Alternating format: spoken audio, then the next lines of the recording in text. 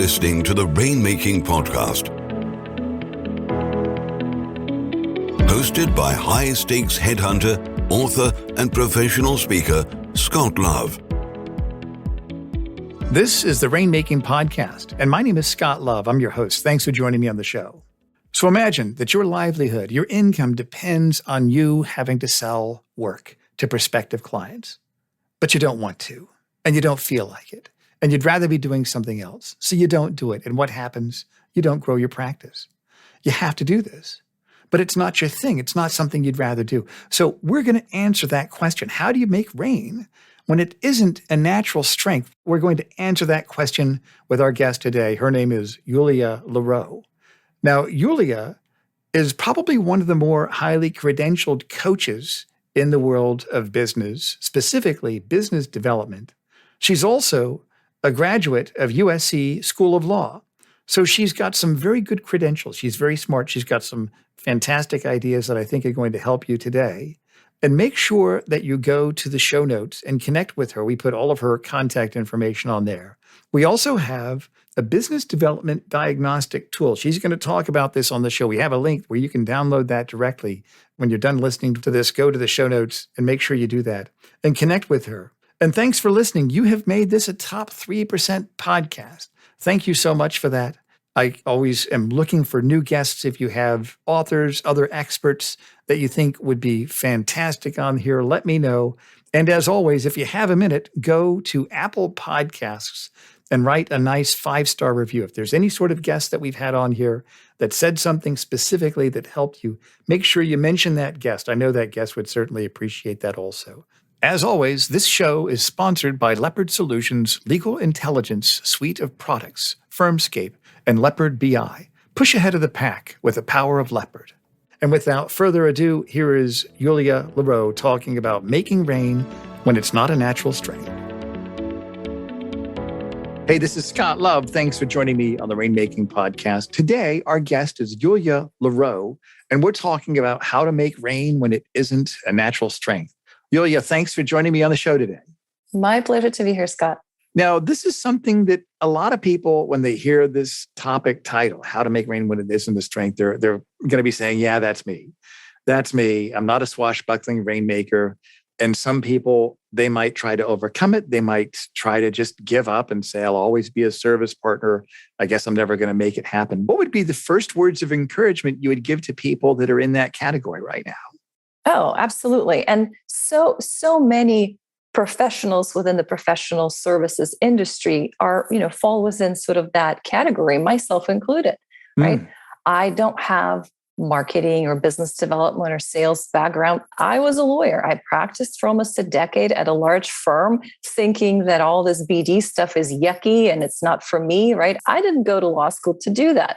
Right. But as you progress within your career, you realize, right? Okay, if I want to get to the top, business development is something that I have to develop. Now, how do I do that? You look to the left, you see a successful rainmaker within the firm, and you go, well, that's not me. I'm not like that. What do I do? Right? Or you look to the right and you say, gosh, there are all these things that I could be doing. So I'm trying to do them, but I'm getting overwhelmed and getting nowhere. And Right. So one thing, as I want to sort of, that's been the biggest realization is that, yes, there are people to whom this comes intuitively, but we can't look to them to learn because they can't tell us how they do it. What do you mean by that exactly? Right. So if someone has sort of a natural knack for relationship building, right, or sales, they can't always explain to you their sort of innate process. They just do it, right? They do it. They see opportunities that just kind of make sense to them. Now, for the rest of us, we need a process. We need a system, right? We need something that we can kind of almost in a schematic way map out. So then we know here are the different sort of plays we have to make in order for the whole thing to come together, which, for me, that sort of was the moment of enlightenment, right? So to speak. And part of the reason why we've developed the system, we have a 7-figure business development framework. And, that's exactly the framework that I take all of my clients. I work primarily with law firm partners on business development and taking step by step and helping them personalize the framework so it applies to their practice, to their goals and ultimately to what they want to accomplish. Well, I think that's great. And I can totally understand what you say about those people that have that natural inclination to do it. They can't explain it. It's kind of like when I watch these golf video programs on the Golf Channel, they'll have someone like Rory McIlroy, a very famous golfer. What do you do exactly, Roy? Well, I swing this way, I swing that way, and the ball goes 350 yards. Oh, that's exactly what I don't need is to learn how to do it. So I like the fact that you go deep on this. And let me ask you this question then, for those people that see themselves and they say, that's me, can I even do this? What are some case studies, not mentioning names, of course, but tell me about some stories of people that you've worked with that have been in that category, that have been successful in building their books of business. Yeah. Oh, that's my favorite. My favorite thing to do is tell stories about my clients. So one of my favorite stories is a partner in litigation practice has been generally very uncomfortable with business development, right? And that was sort of the biggest blockage for her. She knew this, right? We've had conversations about it, but she said, I want to get to equity. And in most firms, right, the sort of the threshold is that million and above. So, at that point, I think her book was about 300 and kind of just sort of up and down. And really, she was a fantastic, knowledgeable, right? As most lawyers that I work with are knowledgeable, in demand, right, at her firm. Clients loved her.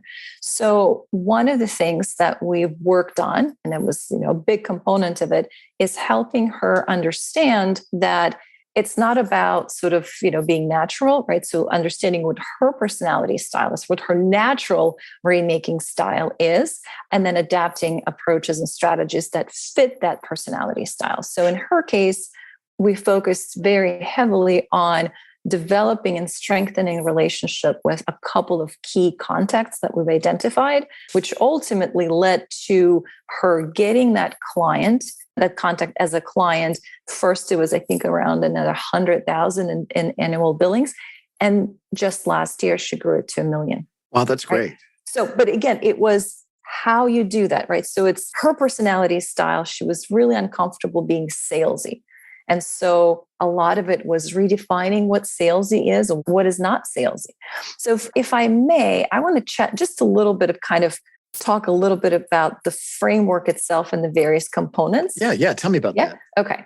So, when we think about business development in general, it's not so much as here's a few things that we do, right? It's a system, but not only that, it's a system of several systems that kind of fit together. They work together, they support each other, and ultimately lead to the right outcomes. Right. So the system, the framework that we have, so we start out with the first system, which is your pipeline system, right? So the main focus there is to identify prospects, right? Potential clients, who might be actual contacts, individuals that will lead to business. And the main goal here for any professional is to make that pipeline self-generative, right? And what does that mean when you say that? Self-generative, meaning, so in the beginning, there's a lot of effort and time and energy we have to put into generating these leads, right? Those opportunities, these contacts. Eventually, your pipeline starts to fill itself. Referrals, you're known in the industry, right, through a variety of other things. It becomes sort of the flow, the inflow is much more natural and easier. So you don't have to put in so much effort. So, and that's one of the things that I want to say is, I think it's an encouraging thought is that, yes, there's a lot of work up front, but if you do that work up front, your system, right, the system that you create will work for you. Great. That's great. That makes sense. Yeah. And what are some other parts of this? Yeah. So the second system is your nurture system. Okay, let's say, great, you've got these contacts, right? You identify them. Now what? Well, it's all about building and strengthening relationships with these contacts, because a lot of the times, lawyers think, well, networking, great. I met this contact, this great GC. Now what? Well, they know what I do. They'll call me, they'll reach out. They won't. Right? We need strengthening a relationship. We need that connection. We need to be front and center when the opportunity arises and people think of us. And the main focus here is to, stay kind of connected with your contacts and develop that know, like, and trust factor. The third system is your playmaker system. So when we think about sports, right, especially team sports, who's a playmaker? A playmaker is an athlete who is, kind of leading offense or setting things up or bringing other players into position to score. So when I think about playmaker in business development, it's all the things that we can do in order to create these plays for ourselves or even for others when it comes to cross-selling. And what are some examples of that from people you've coached? What are some examples of what people have done within this playmaker system? Yeah, absolutely. So, in many ways, you can think of it as sort of your marketing system, right? So there's a variety of different things you can do. You can position yourself as a go-to expert through writing or speaking, but it is about positioning yourself so that it ultimately leads to the outcomes or the type of work you want to get or becoming known for a particular reason, right? And it doesn't mean you have to do it all. You don't have to be everywhere on social media. You don't have to be speaking at every conference, right? You don't have to go to every networking event. You want to be very strategic and ultimately always think about what is the concrete goal or outcome. Right. Okay, so then the fourth system is your winning conversations. And purposefully, it's not called winning pitch, right? Because I think there's a lot of misconception about what these conversations are about. When we say a pitch, right, or mastering the ask or sales conversations, for a lot of my clients, for a lot of lawyers I work with, it immediately conjures up images of being in the parking lot, right? Selling a used car. There's so much discomfort around it. But I also think that, they're onto something. You think about sort of the stereotypical approach of pitching your sales, it's sort of one-sided, right? It's like, I'm coming in and I'm sort of shoving something down your throat and I need you to buy it. It's sort of self-focused. Whereas winning conversations, it's either a conversation or a whole series of conversations that are ultimately focused on you helping your client or your prospect find the right solution, not to sell what you got, but to help them figure out what is it that would actually support them. And so it's a much more collaborative conversation rather than one-sided. Let me ask you this. You mentioned about one of your, kind of going back to what you mentioned about one of your clients felt uncomfortable being salesy. Why do you think many lawyers feel this way? Is it something related to their nature, to how they've been taught in law school? Is it just a perception that people have about sales? Is it the past history of law and selling? What do you think? Yes, super, super important question, Scott. And let me get to it in just a minute because there are three elements and one of them will address specifically that point. So the final system, so we kind of talk about the initial, systems of our, steps of the business development framework. The final one is the follow-up system, right? So you've had your conversation with a prospect and now what?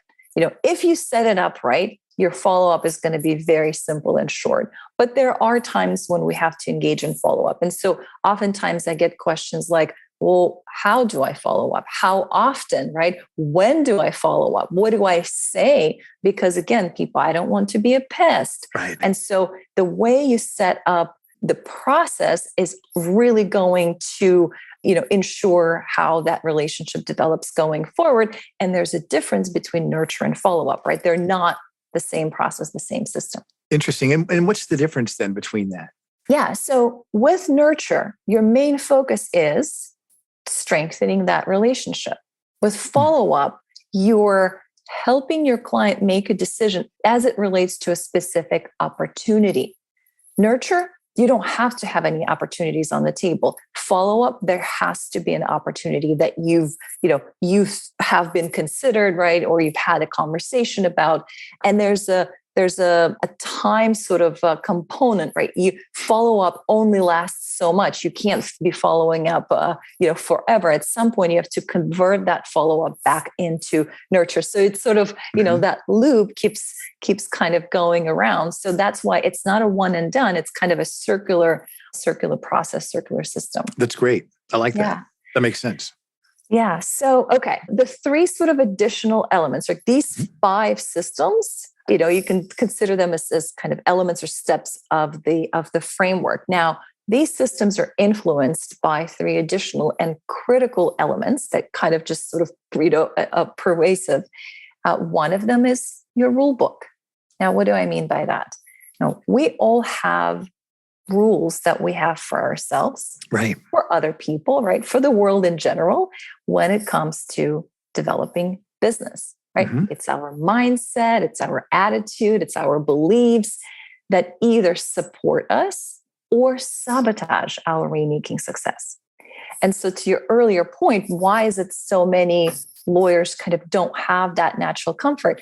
We have these rules, right? Their rule book says you don't need to do this. And if you do, you become like those salespeople, right? In quotation marks, which, we've seen movies about sales. They're not portrayed very nicely, right? And yet sales or business development is the engine that drives any business. Right. Absolutely.